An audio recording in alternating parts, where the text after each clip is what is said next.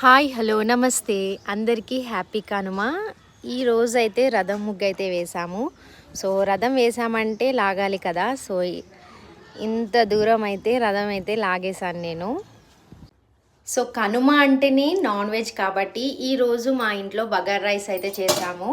So చాలా బాగా అయ్యాయి కూరలు అండ్ బగార్ రైస్ కూడా. అండ్ ఇది వచ్చేసి మటన్ కీమా చూసారా అయిపోయింది. నెక్స్ట్ వచ్చేసి చికెన్ కర్రీ,